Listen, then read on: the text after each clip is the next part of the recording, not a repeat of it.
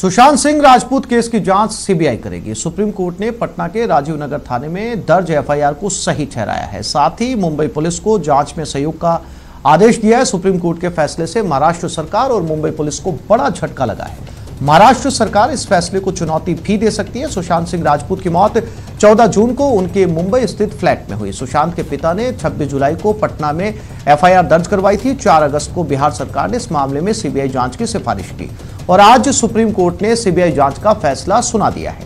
देश की सबसे बड़ी अदालत ने माना कि मुंबई पुलिस ने इस केस में जांच नहीं की है। कोर्ट ने यह भी साफ कर दिया है कि इस केस से जुड़े हर मामले को अब सीबीआई ही देखेगी।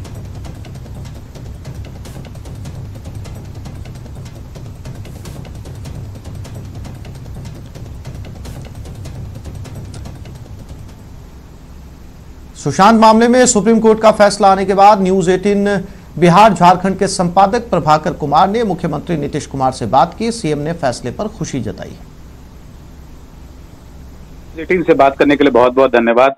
पहले तो बहुत बहुत बधाई हो, चाहे वो सुशांत सिंह के परिवार हो या बिहार के लोग हों, वो सब जो है वो क्रेडिट आपको दे रहे हैं कि नीतीश कुमार के इंटरवेंशन के बाद जो है ये मामला न्याय मिल पाया परिवार को।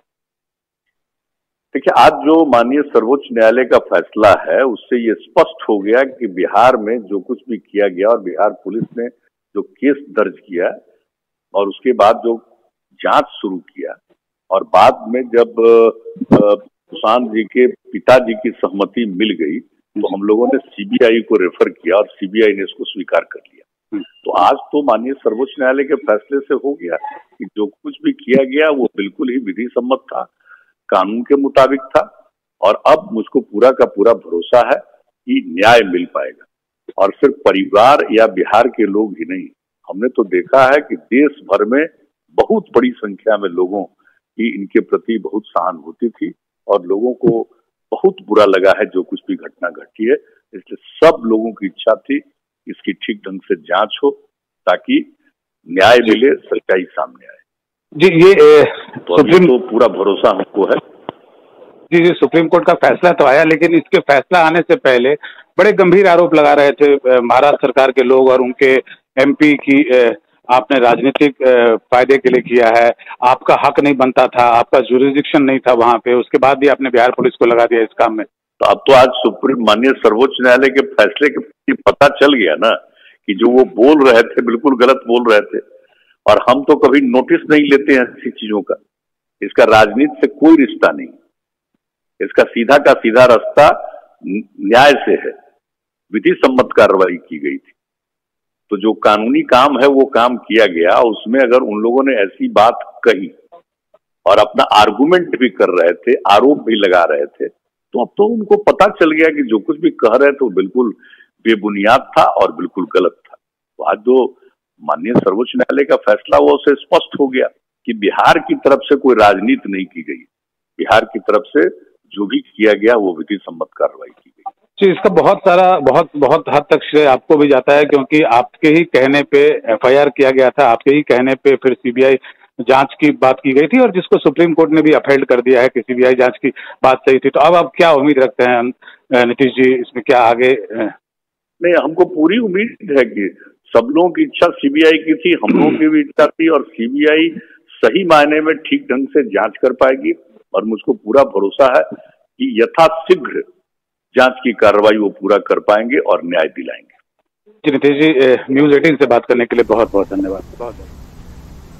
बिहार के डीजीपी गुप्तेश्वर पांडे ने कहा कि फैसले से बिहार पुलिस का स्टैंड सही साबित हुआ है और सुशांत के परिवार को इंसाफ मिलकर रहेगा। मामले में आज सुप्रीम कोर्ट का फैसला आ गया है। अब सीबीआई इस पूरे मामले की जांच करेगी। इस पूरे मामले पर हमारे साथ बात करने के लिए बिहार के डीजीपी गुप्तेश्वर पांडे मौजूद है। गुप्तेश्वर पांडे जी, ये जो आज फैसला है इस पर क्या आपकी प्रतिक्रिया? बहुत खुश हूँ मैं, पूरा देश खुश है, पूरा बिहार के लोग खुश हैं, पूरे देश के लोग खुश हैं। न्याय की जीत हुई है, सत्य की जीत हुई है, त्याग की जीत हुई है, लड़ाई जो साथ सत्य के लिए हम लोग लड़ा उसकी जीत हुई है और बिहार में तो बहुत ही खुशी है, घर घर में खुशी है। लगता था जैसे बिहार के हर घर का एक बेटा मर गया है। तो लोगों को उसी और देश में भी बहुत अच्छा मैसेज गया है। इस फैसले के क्या मायने निकाले जाने चाहिए? इसका मायने निकालना चाहिए कि माननीय सर्वोच्च न्यायालय को लगा कि मुंबई पुलिस ठीक से इन्वेस्टिगेशन नहीं कर रही है, इसलिए उसने सीबीआई को दे दिया, और माननीय सर्वोच्च न्यायालय को लगा कि बिहार पुलिस जो काम कर रही थी वो विधि सम्मत था। लगता है कि बिहार पुलिस का जो काम अधूरा रह गया था, अब सीबीआई उसे पूरा करेगी। जरूर पूरा होगा। एक सवाल और है, इस पूरे मामले में एक रिया चक्रवर्ती की प्रतिक्रिया आई है सीएम नीतीश कुमार को लेकर, उस पर आप क्या कहना? उन्होंने क्या कहा ये भी मैंने सुना नहीं है, लेकिन कोई अमर्यादित टिप्पणी की है, तो मैंने कहा है कि उनकी औकात ही नहीं है कि बिहार के माननीय मुख्यमंत्री के खिलाफ बोले। एक आखिरी सवाल, लगता है कि सुशांत सिंह को अब उनके परिजनों को न्याय मिल पाएगा? जरूर मिलेगा। जिस तरीके से आज सुप्रीम कोर्ट का फैसला आया, न केवल बिहार के डीजीपी बल्कि बिहार के जनमानस में भी एक खुशी का माहौल है, और निश्चित तौर पर अब यह उम्मीद की जानी चाहिए कि लंबे अरसे से जो लड़ाई लड़ी जा रही थी उस मामले में अब सुशांत सिंह के परिजनों को न्याय मिल सकेगा। कैमरा पर्सन मनोज के साथ संजय कुमार, न्यूज 18 पटना। और अब आगे क्या? सुशांत मौत मामले की जांच अब पूरी तरह से सीबीआई करेगी। केस से जुड़े मामले में मुंबई पुलिस का कोई दखल नहीं होगा। आरोपों में घिरे सभी लोगों से सीबीआई पूछताछ करेगी। सुशांत के पूर्व सहयोगियों और हेल्पर से भी पूछताछ संभव है। आरोपी रिया चक्रवर्ती को सीबीआई गिरफ्तार कर सकती है। बॉलीवुड से जुड़े लोगों से भी सीबीआई पूछताछ कर सकती है। 14 जून की घटना का सीबीआई रिक्रिएशन कर सकती है। मुंबई पुलिस सारे दस्तावेज सीबीआई को सुपुर्द करेगी। एफआईआर में दर्ज परिजनों के आरोपों को खंगाला जाएगा। सुशांत के बैंक खातों से जुड़े डिटेल की जांच भी तेज की जाएगी।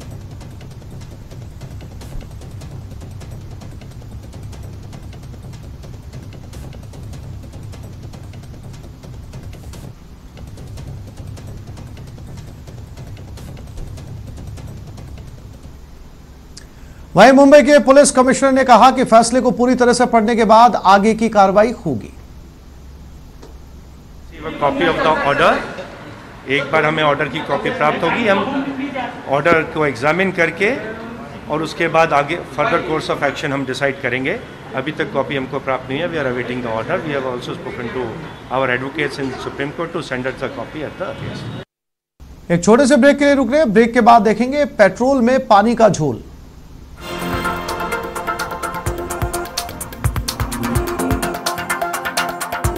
आगे बढ़ते हैं। बरसात से दिल्ली वालों को भी खासी दिक्कत का सामना करना पड़ रहा है। थोड़ी देर की बारिश ने आज दिल्ली की रफ्तार थाम कर रख दी। बिहार में सुबह से ही झमाझम बारिश हो रही है और बारिश के कारण दिल्ली की सड़कों पर कई जगह पर पानी भराव हो चुका है। और आप देख सकते हैं कि यहाँ पर दिल्ली की सड़कों में कई जगह पे पानी भर गया है और साथ ही वाटर लॉगिंग के साथ साथ जाम की समस्या भी हो गई है। एक दिन की बारिश से ही आप देख सकते हैं यहाँ पे एमसीडी और दिल्ली सरकार की पोल खुलती हुई नज़र आ रही है। यहाँ पर कई जगह पे आपको दिल्ली की सड़कों पर पानी भरा हुआ नज़र आ जाएगा। और ट्रैफिक जाम की अगर मैं बात करूँ तो आईटीओ से लेकर प्रगति मैदान से लेकर और डीएनडी जैसे हम क्रॉस करते हैं आपको लंबा जाम देखने को मिल जाएगा। दिल्ली के कई इलाकों में पानी भराव की समस्या हो गई है और कई जगह तो ऐसी स्थिति उत्पन्न हो गई है कि वहाँ पर जो सवारियों के आने जाने के कारण और जो गाड़ियाँ फंस गई हैं उसके कारण काफ़ी दिक्कतें हो रही हैं। इस समय हम खड़े हैं आश्रम पर और आप देख सकते हैं कि आश्रम पर भी यहाँ पर आपको जाम की स्थिति ज़रूर देखने को मिलेगी। हालांकि इस समय बारिश थोड़ी हल्की ज़रूर हो गई है जिसके कारण आपको ट्रैफिक की समस्या से यहाँ पर थोड़ी निजात मिलती हुई ज़रूर नज़र आएगी। लेकिन अगर मैं वाटर लॉगिंग की बात करूँ तो वाटर लॉगिंग की समस्या ऐसे ही मिलेगी दिल्ली की कई सड़कों पर। तो साफ है कि पहली बारिश में ही एमसीडी और दिल्ली सरकार की पोल खुल गई है। कैमरा पर्सन विपिन के साथ प्रीति श्रीवास्तव, न्यूज़ 18 दिल्ली। और दिल्ली के बाद गुजरात के सूरत में भी बरसात से बेहाली का मंजर साफ नजर आ रहा है। यहाँ भी सड़कें सरोवर बन गई हैं और गलियां दरिया में तब्दील हो चुकी हैं। जल जमाव से लोगों को भारी परेशानी का सामना करना पड़ रहा है।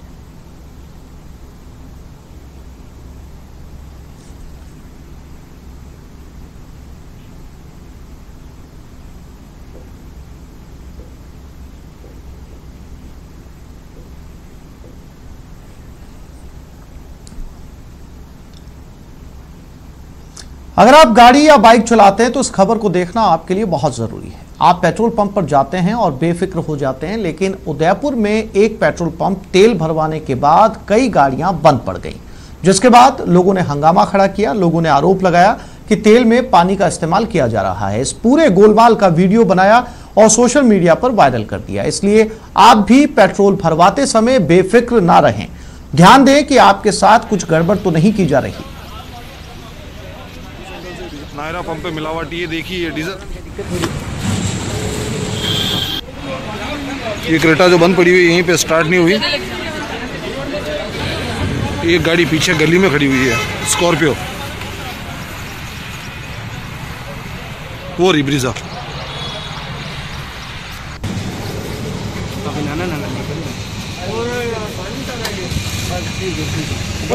जो बंद पड़ी हुई यहीं पे स्टार्ट नहीं हुई। एक क्रेटा ये खड़ी हुई है और एक गाड़ी पीछे गली में खड़ी हुई है, स्कॉर्पियो, वो रिब्रीजा। ये क्रेटा जो बंद पड़ी हुई यहीं पे स्टार्ट नहीं हुई। राजस्थान में कल से इंदिरा रसोई योजना शुरू होने वाली है। इसे लेकर जयपुर नगर निगम ने आज प्रेस कॉन्फ्रेंस कर इसके बारे में जानकारी दी और बताया कि कल से इंदिरा रसोई योजना के तहत कई जगहों पर 8 रुपए में भरपेट खाना मिलेगा। ग्रेटर में जो स्थान चिन्हित किए गए हो, मोहाना मंडी, विश्वकर्मा औद्योगिक क्षेत्र के पास, सांगानेरी पुलिया के नीचे, रैन बसेरा थड़ी मार्केट, मानसरोवर, महिला कामकाजी हॉस्टल लालकोठी सब्जी मंडी के पास, जेके लोन अस्पताल, एसएमएस अस्पताल, महिला चिकित्सालय, कालवाड़ रोड, वार्ड नंबर 15 कार्यालय तथा रैन बसेरा रेलवे स्टेशन जगतपुरा में इंदिरा रसोई संचालित की जाएगी। इसी प्रकार नगर निगम हेरिटेज जयपुर में टीला नंबर 5 जवाहर नगर, अंबेडकर भवन जयपुर, रैन बसेरा बड़ोदिया बस्ती, सिंधी कैंप बस स्टैंड, सामुदायिक केंद्र वार्ड नंबर 78, जनाना अस्पताल चांदपोल, सामुदायिक केंद्र वार्ड नंबर 17 भट्टा बस्ती, गणगौरी हॉस्पिटल तथा सामुदायिक केंद्र राजमल तालाब में इंदिरा रसोई संचालित की जाएगी। इसी प्रकार नगर पालिका चौमू में बस स्टैंड सांबर में रैन बसेरा नेहरू गार्डन 5 बत्ती चौराहा, चाकसू में कोट खावदा मोड़ स्टैंड, कोटपुतली में पुरानी सब्जी मंडी स्थित रैन बसेरे में, जोबनेर में मैन मार्केट, फुलेरा में नगर पालिका ऑफिसर के पास अंबेडकर भवन में, विराट नगर में वार्ड नंबर 20 के सामुदायिक भवन में, शाहपुरा में बस डिपो के सामने, किशनगढ़ रेडवार में दातारामगढ़ रोड अंबेडकर भवन में, बगरू में सामुदायिक भवन छिपमू के मोहल्ले में तथा पावटा के पुराने ग्राम पंचायत में इंदिरा रसोई संचालित की जाएगा। इसी प्रकार बस्सी में राजीव गांधी सेवा केंद्र में इंदिरा रसोई का। रिलायंस रिटेल वेंचर्स लिमिटेड ने फार्मेसी कंपनी नेटमेट्स का बड़ा हिस्सा खरीद लिया है। यह डील 620 करोड़ रुपए में की गई है। नेटमेट्स को विटैलिक हेल्थ प्राइवेट लिमिटेड और इसकी सहायक कंपनियों के समूह के नाम पर जाना जाता है, जिसमें आरआरवीएल ने विटैलिक हेल्थ प्राइवेट लिमिटेड 60% हिस्सेदारी खरीदी है, जबकि इसकी सहायक company Trisara health private limited में 100% नेटमेट्स मार्केट प्लेस लिमिटेड में 100% हिस्सेदारी और दादा फार्मा डिस्ट्रीब्यूशन प्राइवेट लिमिटेड में 100% हिस्सेदारी खरीद ली गई है। रिलायंस रिटेल की डायरेक्टर ईशा अंबानी ने कहा कि निवेश से सभी को डिजिटल सेवा देने में मदद मिलेगी और सस्ती हेल्थ केयर सुविधा को बढ़ावा मिलेगा। तो वहीं आरआरवीएल ने करार पर नेटमेट्स सीईओ ने कहा कि उनके लिए यह गर्व का समय है।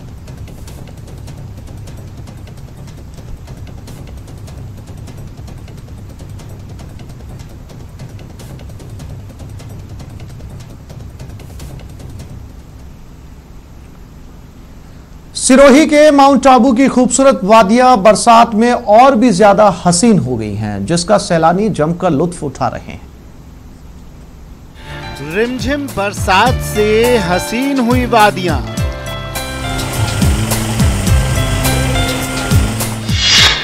पहाड़ों पर लगा बादलों का डेरा,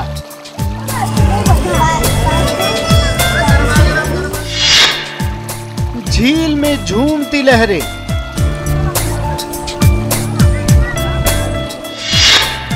माउंट आबू की मस्त वादियां,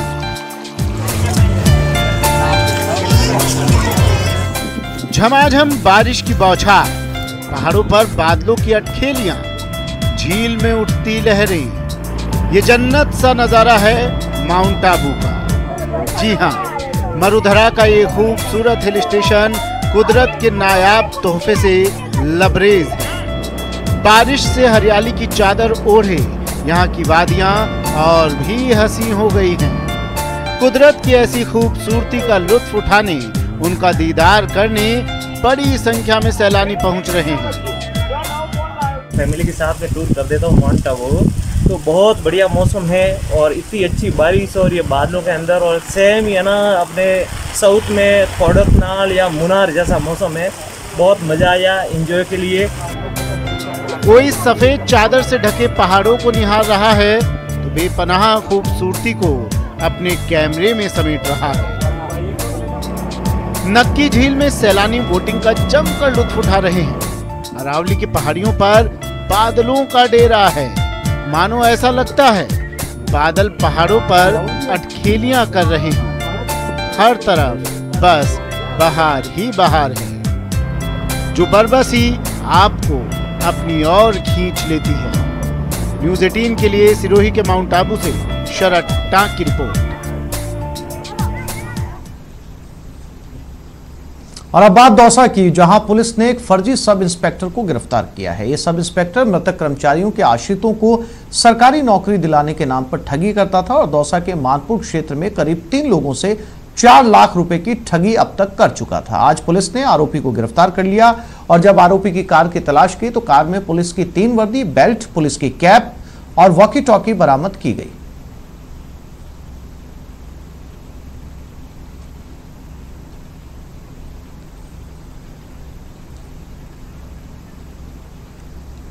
तो एक फर्जी सब इंस्पेक्टर को गिरफ्तार किया गया, जो अक्सर नौकरी दिलाने के नाम पर एसपी का नाम लेकर लोगों से बात किया करता था। अब तक वो 3 लोगों से 4 लाख रुपए की ठगी कर चुका है। जब उसकी गाड़ी की तलाशी ली गई तो वो तमाम सामान बरामद किया गया जो एक पुलिस वाले के पास होता है।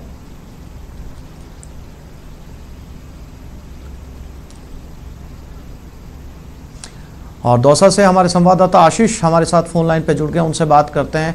आशीष, इस पूरे मामले के अंदर जो आरोपी पकड़ा गया है, पुलिस के साथ पुलिस ने पूछताछ में उससे क्या कुछ निकलकर सामने आया? कब से वो ये गोरख धंधा कर रहा है? किस एसपी का नाम वो लिया करता था लोगों को बेवकूफ बनाने में? बिल्कुल, ये एक राम प्रसाद नामक व्यक्ति का नाम दिया करता था। इस नाम का कोई आईपीएस ऑफिसर नहीं बताया जा रहा है। फर्जी आईपीएस का नाम लेकर एसपी बताता था उसे और उसके नाम पर ठगी करता था। और जो मृतक कर्मचारी हैं उनके आश्रितों को नौकरी दिलवाने के लिए ज्वाइनिंग लेटर देने के नाम पर ये ठगी होती थी। और दौसा क्षेत्र की बात करें तो यहाँ पर 3 लोगों से उसने ठगी की थी। 3 लोगों से 4 लाख रुपए ऐंठ भी लिए थे और ये वापस दूसरी किस्त लेने के लिए इस गांव में पहुंचा हुआ था। सभी ग्रामीणों ने इसको दबोच लिया और पुलिस को बुला लिया। जब पुलिस मौके पर पहुंची और उसकी गाड़ी की तलाश की तो गाड़ी में पुलिस की वर्दियां मिली हैं। 3 पुलिस की वर्दियां मिली हैं जिन पर जो पुलिस सब इंस्पेक्टर के जो 2 स्टार होते हैं वो 2 स्टार लगे हुए हैं। साथ ही पुलिस का बेल्ट, वॉकी टॉकी और काफी सारे पुलिस से जुड़े हुए जो संसाधन होते हैं वो सब मिले हैं। पुलिस ने दोनों जो कार है, एक कार है और एक बाइक है, वो जब्त कर ली है और आरोपी से पूछताछ की जा रही है कि अब तक उसने इस तरह की कितनी वारदातों को अंजाम दिया है। हालांकि ये घटनाक्रम पिछले 2-3 घंटे से चल रहा है। ऐसे में पुलिस अब लगातार पूछताछ कर रही है कि दौसा जिले के अलावा और कहां इस तरह की ठगी की वारदात की है, कितने लोगों को इसने अपने झांसे में फंसाया है और इस तरह की वारदातों को अंजाम दिया है। जो ये आरोपी है ये दौसा के ही बाणे का बरखेड़ा गांव है, यहाँ का रहने वाला है और इसका नाम हरिशंकर जांगीड़ है। जी आशीष, तमाम जानकारी के लिए आपका बहुत शुक्रिया। पुलिस की पूछताछ में कुछ और खुलासे भी निकलकर सामने आ सकते हैं।